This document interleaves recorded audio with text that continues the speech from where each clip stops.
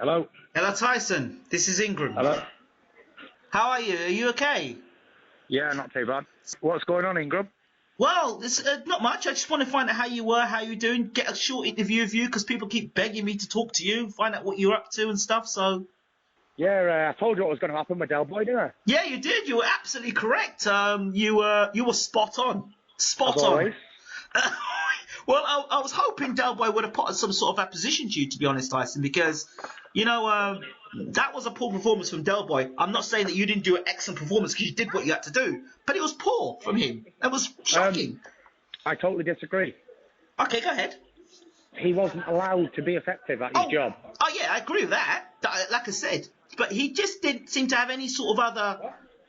Well, it's hard when you got someone 6'9" poking you in the face with a left southpaw jab hard in the face, and it's blowing your face up. And every time he does one mistake, he's being punished for it. That's true.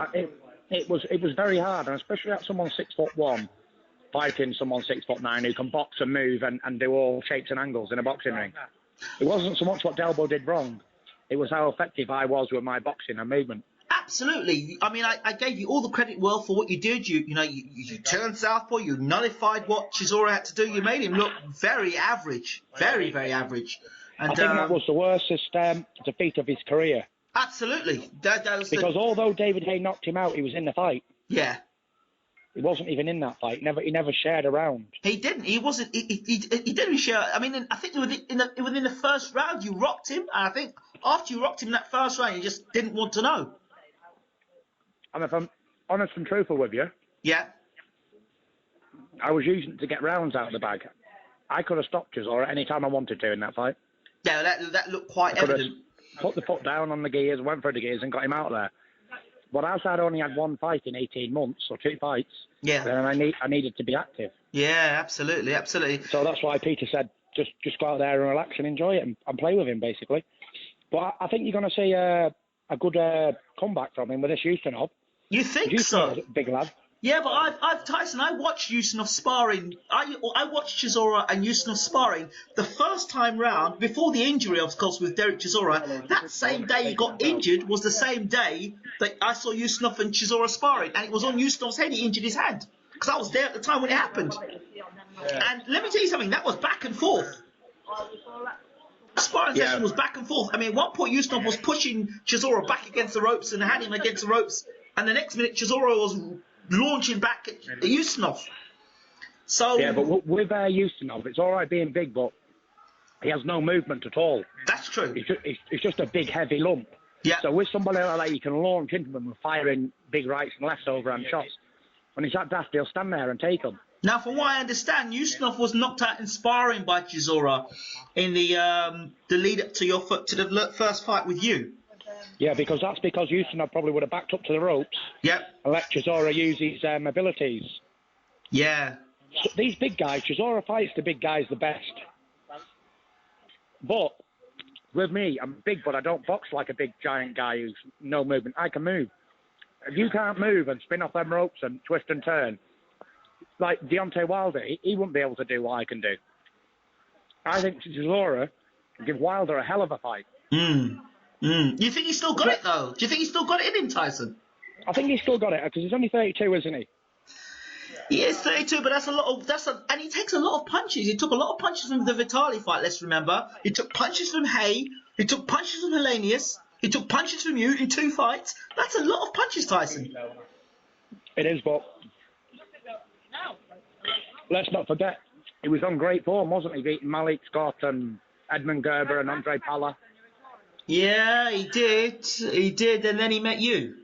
Yeah. Emotionally, coming back, is he going to be... I mean, he's left Don Charles now. He's got a new team around him. I don't know who his team is. I don't know how he's preparing, and I don't know if the effects of him having a daughter, some people grow from that, and some people capitulate because of that, and they become softer. Yeah. Do you see that with Chisora? Not really, no. I think he's a fighting man, and I think he can come back. I think he defeats Ustinov in style and puts himself back up there. Wow, that's a big thing. If you were to lose to Ustinov now, then what about that? Well, that'd put Ustinov in the picture, wouldn't it? It would do. But you know what?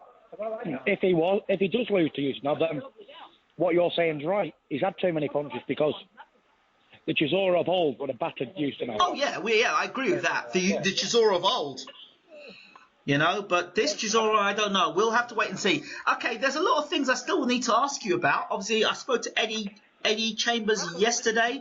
He signed with Al Heyman. What are your thoughts on that? I think it's a great move. Yeah? A really good move for Eddie. You know, Al Heyman's ruling the roost, isn't he, in boxing? Yeah. But what's his name? Carl Frampton's just signed up with him as well. Absolutely. So he's got basically all the best fighters in the planet, apart from me and Klitschko. Basically, he has everybody. Yeah, he's got a monopoly there. So it's a great move. You know, he can make the fights. If anyone can push 10 fights in the heavyweight division, it's him.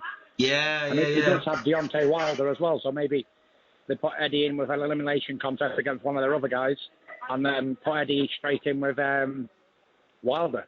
It's quite funny because people before were talking about Wilder being this and that and saying, oh, Wilder would smash Tyson Fury. The same people now turn around saying, oh, now Tyson Fury would smash Wilder. What are your thoughts about this?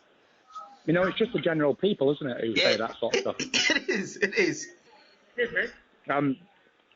People who know boxing know boxing. Absolutely. 99% of the public who watch boxing don't understand it. Mm-hmm. They just want to see some big guy knocking out some other guy, and he's a great guy. But you know, it's not just about that, is it? No, it isn't. It absolutely isn't. You know, listen, Wilder's no joke. I tell you that. He might have underestimated Molina or whatever. Yeah. But he's definitely no joke. But his chin, though, Tyson, his chin, the way he got rocked by Molina like that, it was more questions, and he was very vulnerable backing up. He was backing straight up with punches, things you do as an amateur. He wasn't able to wheel himself away around. He kept getting caught square all the time, and you think to yourself, somebody who's got a good jab. He didn't even know how to block a left jab, Tyson. Yeah, it's but you know what? The chin, the thing. Yeah. We're talking about chins, right? Yeah. This is heavyweight boxing. Mm-hmm. You get banged on the chin, you go in. I don't care who you are. But Vladimir Klitschko's been sparked out 3 times. I mean, out. Yeah? Yeah. And they're saying he's the greatest heavyweight of all times now. I wouldn't go as far as that. Well, that's what they're saying. Of course they're saying they are. He beat Muhammad Ali. They're saying he beat Mike Tyson. They're saying he's the Don. Yeah? Until you fight him, of course. And if you were to beat him, then he was just a bum. Yeah, exactly. This is what I always say, but you know what it is, though? Yeah. We can't really talk about chins because the guy's ruled the division for the last 10 years. Yeah. And he's got a paper chin. He's got a David Price chin. On the subject of David Price, he's got a fight against Tepner, July 11th for the European title. Your thoughts? A tough fight, but I think I don't rate Frank Tepper. Don't you? No, I think he's a bum. I think he's just another European piece of rubbish, really. With his conventional come forward, hands around your face, 1-2 style. Yeah. That there's going nowhere. Right. I beat a man like that in my dreams. David Price, the rebuilding of David Price, I mean, I know a lot of people are quite dismissive of Price, but that punch power that he has, it still gives him a chance, does it not? Listen, he's one of the most devastating punchers in the division. But if you haven't got the heart to back it up, you're going nowhere. But don't you think? Great. I know you say he hasn't got the heart, but I went back and looked at that Tony Thompson fight, and he had a lot of things against him, and he actually stood with Tony Thompson at one point. He actually what? He stood in front of Tony Thompson before he got beat. He stood in front of Tony Thompson for the second fight. Yeah, what does that say? Well, if you don't have heart, you wouldn't stand in front of somebody, or is it the fact that he and he had a lot of things on him? I mean, I'm not making excuses for Price, but I don't think his management was the best helping him for that second fight. Listen, if you're a fighter, you're a fighter. Okay. You don't need manager to help you. You don't need no one's help when you're in that ring. You do it yourself. That's what it's about. And if you're getting dusted by a 45-year-old man, you're in trouble. But Thompson was number 2. The first fight was worse than the second. The second one was worse than the first one. Because the first one, he got knocked out. Yeah. And the second time, he jacked. He turned his back in the corner and looked away. Yeah, well, He's mentally weak. Yeah. I'd like to see him get back on top. With no excuses. Thompson lost to Pulev straight afterwards, Carlos Takam with ease. You know, he didn't knock any of them out. It looked like knocking them out. Thompson's not a noted puncher. And he still knocks him out. But, you know, I'd like to see David Price return and come back to the top. Because, listen, Vladimir got done worse than David. Exactly. And he became the dominant force in the division, and he's a big white man who's 6'7" or 8 or 9, however tall he is, and he can box and he's got power just like Vladimir. So if he protects that chin of his, then he can do stuff as well, can't he? But I've heard rumours he's got rid of Tommy Brooks now, and now he's gone back to his old trainer. Yeah, big mistake. That's a concern there, massive concern, because. You know, okay. Let's talk about Joshua's demolition of Kevin Johnson. What are your thoughts on all of that? I thought that Anthony Joshua's demolition job of Kevin Johnson was an absolute brilliant performance. Right. Brilliant. He knocked out a guy who'd never been knocked out before. But you know, you've got to ask yourself. Does it really warrant a number 2 spot in the WBC after a performance? Absolutely not. Of a not. guy who lost his last 6 fights in a row. It doesn't, does it? It doesn't, but Eddie Hearn's done a good job, and credit to him. And it wouldn't surprise me if Johnson was paid an extra few dollars to take a dive in that fight. Take the back door, make him look good. You know, but, you know, I'm not going to take anything away from Anthony Joshua. He's done a great job. But let's just say, Unless Anthony Joshua hits 5 times harder than all of us put together, then something fishy went on there. It's interesting, isn't it? But I will say this: Chisora did drop Kevin Johnson. Was that the beginning of the end of Kevin Johnson? Listen, it might have been, but I don't think so. Okay. I just don't think so. But maybe he just got caught and knocked Spark out, but I can't see that happening, to be honest. Or maybe it just hit him overnight. Okay. Well, Peter did tell me before the fight that Johnson's finished. Yeah. His desire's gone, and he's only doing it for the money. So when you're hearing stories like that, you don't know, do you? You don't know what's going on. I mean, I spoke to your cousin about an hour ago, and he said similar things as well. So, you know, the other thing I want to talk to you about, and I've got to talk to you about it, Tyson, because media is one thing, and I understand how media can construe things. What is the situation, first of all, about Klitschko and yourself fighting in China? Well, it's all on the table, isn't it? I've heard about going to wherever it is, Thailand, the Tokyo Dome, China. I've heard about Wembley Stadium. I've heard about Hamburg. Yep. I've even heard about Croke Park in Ireland. Okay, I heard that too. Yeah, so we don't know where the fight's going to be. I'm just left in the dark at the moment. We've had a contract through, but no venue. So we don't know what's going to happen. Does that concern you in any way? I know you're a fighting man and all that, but the venue, the arena, do you think that's psychological games they're playing for you, Tyson, or what? Not really, no. I don't think it means anything. Like Vladimir said, when we're in the ring together, it's just us two. It doesn't matter if there's 100,000 Germans there or Ukrainians or British guys or whatever. Yeah. They can't help you. It's one-on-one. El mono, el mono. This is what you. This is what you wanted. This is what, ever since I've been talking to you, this is what you wanted. This fight, this world title fight, the fight that you never thought was going to happen. Yeah. And you're on the verge of it. I mean, you're really on the verge of it now. What does it mean to you, Tyson, to, you know, once the contracts are signed, which I'm sure the fight is going to happen, what's it going to mean to Tyson Fury to get the chance to fight the heavyweight champion of the world? Well, it doesn't mean anything. It's been a long time coming. Yeah.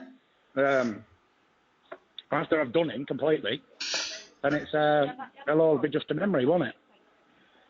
But still, I'm not convinced he's going to fight me. Not convinced at all. Really? Yeah. I mean, I've spoken to I see it as a no-brainer, really. I think the fight's gonna happen. I really do. I mean, I'm talking to Bashir. Banks thinks it's gonna happen. They said between September and October there'd be an announcement. So. Well, I also thought the David Haye fight was going to happen up until a few days before the fight. Yeah. And it didn't, did it? But how do you? I mean, you've got to prepare your mind. You're going to fight the man. You get into training camp. You start training. How are you going to keep your head together, knowing that this fight may or may not happen? I don't have to keep my mind together because my mind's concrete. I don't care if it happens or it doesn't. There'll be other fights. You know what I'm saying? They're not going to affect me by pulling out of fights and all. Listen, he pulled out against Chisora twice. He pulled out against Pulev. You know, he's a puller outer. He does do that sort of stuff. So you got to expect it all, haven't you? You got to expect it. But at the end of the day, a man can only do what a man can only do. And if it's supposed to be, it'll be. And if not, no worries. There's no good crying over spilt milk, is there? So do you think the Get on with it, man up. But do you think the David Hayes situation would have helped you deal with people pulling out of fights? No, I'm not really interested. Didn't make a difference to me. All it done was cost me a fortune and made me hate David Hay. But, you know, you've got to take positive out of every negative situation. Okay. And the positive out of the negative with the David Hay, was the positive out of that was that it made me understand a bit more how corrupt it all is. Yeah. When people backed in a corner and they don't believe they can win, then they like to pull out, don't they?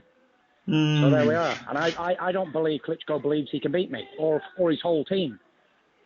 Not at all. Banks, Bashir, Klitschko, his brother, they all know that I'm beating him.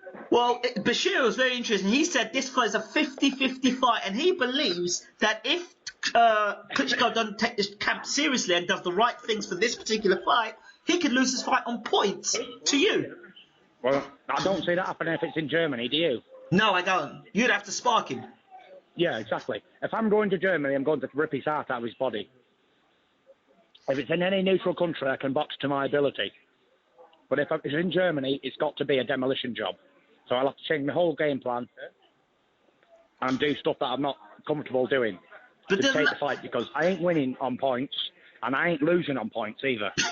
I'd rather get knocked out than lose on points. That's an easy man's route out, isn't it? Yeah, a man doesn't want to try and win. Absolutely. Absolutely. You want to go out there and give it your all. And what would it be? Go ahead. Go on. You go ahead, Tyson. I was going to say, you can't go out there and nick a decision in Germany off a great champion. You've got to rip it off him and take it off him, put him to bed. And my aim is to put Vladimir to bed. You know, he's 40 years old. It's carpet slippers time, isn't it? But I'm a man in the prime of my life at 26. Okay. I've had the good grounding from the beginning. I'm ready for this fight, you know. I know you say you're ready, Tyson. My biggest concern, I'm always concerned for you anyway, but my biggest concern for you this time is that preparation coming into the fight against Klitschko. Who have you had in terms of top heavyweights at a similar height or a little shorter than yourself? I mean, if you were fighting Bermain Stavern, you know, somebody who was around that weight and height, I'd say perfect. You've had perfect preparation. But now you're fighting a guy who's a lot taller, better dimensions. You know, preparation. You know, how do you feel confident you can do what you're going to do at that level? It's such a leap from, you know, Christian Hamer, Derek Chisora, Steve Cunningham to now Vladimir Klitschko. How do you make up for that? Well, I'll tell you how I make up for that, Ingram. Right. It's called having a pair of balls. Right. Which a lot of these heavyweights don't. Right. It seems to me that the bigger the guys are, the heavier the division goes, the bigger shithouses they become. Right? It was coming. And quite frankly, I don't care if he's 10 foot tall or if he's 5'3". I don't really care. I don't need preparation. I don't need big guys to spar or small guys to spar. I'll just rewind a little bit, right? Yeah. When I had 14 fights, yeah, I fought Derek Chisora for the British and Commonwealth title. Yeah. I had about 8 rounds of sparring. The full camp. I wasn't expected to win, and I'd done him. Yeah, I don't need sparring. I'm a natural born and bred fighter. I come back to the gym the other day, yeah? Yeah. I was 23 stone, and I'd never trained since I'd Fender beat Hammer, yeah? Right. And I sparred 15 rounds with 4 different guys until they couldn't spar anymore. Right? Right. So that's what you're dealing with. I've often gone into a boxing ring without training against 12-round fights and won. I went out on a mad bender the night before the night of the night. It was like, say, Thursday. I was out till 5 in the morning and I was fighting a 12-rounder on the Saturday. Blinded drunk, and I still won. So all these guys who make excuses, I need to spar and I never had the right preparation, I ain't an excuse maker. I'm a winner, and that's what I do. I win. My mind is 99.9% in your head. The rest is bollocks. If I can run 5 mile on the hard road, I can do 12 rounds. And it's not about being fit or being prepared. It's mental. It's concrete-minded. Yes, I can. I can do anything that's put in front of me. There's nothing I can't do. I don't care if it's running 100 miles, sprinting with the best, doing whatever. I can do it. It's not a bother. So when you've got that sort of mentality, you're a winner. And what do winners do? We win. We don't make excuses. We win. But this is the same. These are the same things why Vladimir Klitschko may not want to be getting in the same ring as you, Tyson. Do you understand that? Well, this is why I'm a fucking crazy bastard, yeah? And I will rip Klitschko's heart out of his body. You watch. You watch me destroy him, Klitschko. Mentally, physically, and brutally. He's going nowhere. He's 40-year-old. That's in my mind. My mind says, if I can't beat a 40-year-old man, someone as old as me dad, I need fucking. Because I'm a fucking machine. Listen, I believe I'm the fittest heavyweight on the planet. I could box 50 rounds. Never mind 12 rounds with 4 different guys, one after the other, and still win. That's what you're dealing with. You're dealing with a machine. People said to me, well, you never knocked Derek Chisora out. How are you going to knock Vladimir out? We will see on the night, and I will be not making any excuses. If I turn up at 20 stone, I'm still going to win the fight. This is what I was expecting there. This is the Tyson Fury that I know. You were talking like a diplomat earlier on. Now you're the Tyson Fury that I recognise. And now you've got that fire. That's the Tyson Fury that everyone loves. Well, most of people love, and most people tune in to see. Do you understand that? That's what we're dealing with. We're dealing with an animal here, a gypsy warrior. The thing is, right, Klitschko's boxed a lot of guys from a lot of different cultures and backgrounds. Right. But he has never faced a gypsy before. And gypsies don't lay down easy, I'll tell you that. You look out in history, there's been a small few who's made it to top level, and not one of them's laid down, have they? Laid down easy, I'll tell you that. They've gone out with a fucking fight, I tell you. Okay. This is what Klitschko's dealing with. Very interesting, because it was Larry Holmes celebrating his fight over what's his name again? Oh, I've just lost the guy's name again. The guy that fought. I think he's got Irish descendancy. You met him as well. Jerry Cooney, that's it. Jerry Cooney, yeah. Jerry Cooney. Now, I went and watched that fight because I was invited to Larry Holmes' party, which I couldn't go to. They didn't want to pay my fight. I wonder why. But anyway, to go to watch Larry Holmes celebrate this thing over Jerry Cooney. Now, I looked to that fight, and there were certain similarities with Tyson Fury and Jerry Cooney, like the similar sort of shorts, same colour shorts and stuff like that. I'm thinking, hello. This is interesting, and now you're going to be fighting, Vladimir Klitschko in such a important fight. Cooney was completely written off. Nobody said, Cooney didn't stand a chance. He ain't going to do this. He ain't going to do that. He's too young. He's blah blah blah blah blah. He only fought 8 rounders, and he fought Larry Holmes, and he gave Larry Holmes a great fight. So now you're going to be stepping in to fight Vladimir Klitschko. What do you, in terms of history, what does that Cooney fight with Holmes mean to you? Listen, it was a great fight, but it's no similarities at all in me and Jerry Cooney. The only similarities is we wear the same colour shorts and we've got the same colour skin. Right. That is it, basically. Apart from that, right, let's just go about an experience. Just let's look at history. History don't lie, does it? Right. History tells the truth. Right. People talk about experience and how you prepare for a great guy like Vladimir Klitschko who's so tall and whatever, but what experience and what preparation did Leon Spinks have for the great Muhammad Ali? Tell me that, after 7 pro fights. Heart and balls, that's what it was. He never had the experience, he never had the people like Muhammad Ali to mess around with. He just got in there after 7 pro fights and won it. Yeah. Right. Was that a write-off? It happened. So it happened. History doesn't lie. You don't need all the great preparations of guys who's the same height, same sort of style, same dimensions. You just need to be a born and bred fighter. I'll give you another one, right? Yeah. People have gone on about experience and this and that. The great Larry Holmes, he was a great fighter, one of my all-time favourite heavyweights. Right.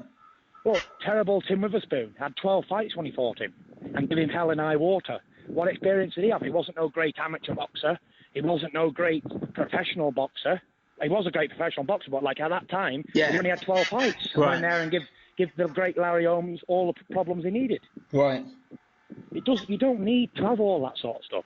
The only thing you need to have is a big pair of balls, a concrete mind, and the will to say, yes, I'll fucking do it. And that's it. Well, according to your uncle Peter Fury, he turns around and says that Tyson's going to need to, you can't just go in there and have a fight with everybody, because at this level, one mistake and you're in a lot of trouble. Do you subscribe to that? That's right, but Peter's idea and my idea, I'll do what I've got to do to win. Right. You understand? Right. What I've got to do to survive in that ring, I'll do. As you've seen in the past, I'm an adapter. Absolutely. But, listen, Peter will have his own idea, but like Mike Tyson said, you can have all the game plans in the world. Once you get punched in the face, it's all out the window, isn't it? Yeah. I'm sure Vladimir is going to try and keep me at bay and try and land his jab and, get me under control. But, like I say, once he gets punched in the face hard, and it's not going to work, is it? Yeah, I agree, but would you say that Vladimir Klitschko would be the hardest puncher you would face in your career? Punchers. Who cares? All heavyweights can punch hard. Listen, if I get tagged by anybody, you can go down, as you've seen in the past. Doesn't matter. It's not about the power, because all big men can punch. Right. And I'm not a feather duster myself with 18 knockouts. Listen, once I connect on him, he's gone anyway. It is what it is. I'm not really bothered about Vladimir's power, his height, his experience, whatever.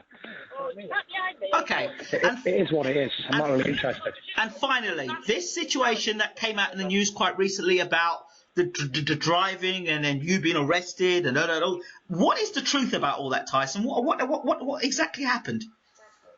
Well, I'm just Britain's boxing bad boy, you know. I am what I am. I've been fined thousands of pounds off the Boxing Board of Control on numerous occasions.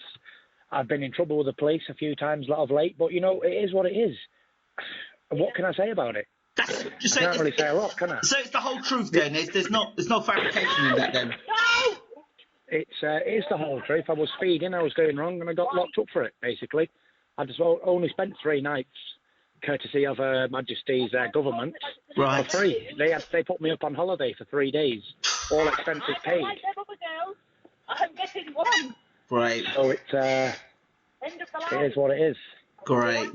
Well, at least you're out now. Does that affect you in any way, shape, or form for this fight now with Klitschko? I wouldn't have thought so, would you? No, I don't think so either. But you're dealing with a raw animal, a gypsy bastard who don't give a fuck for nothing or nobody. And when you get that mentality, you're a dangerous cunt, aren't you? Yeah. Like me, love me, hate me, I just don't give a fuck. Klitschko's getting beat, and that is that, Ingram. And on that note, I'm going to bid you goodbye. Thank you so much. I've been wasting enough time on you this morning, Ingram. Thank you. I appreciate it. I'm sure the boxing fans appreciate it. Bye-bye. Take care, Tyson. All the best.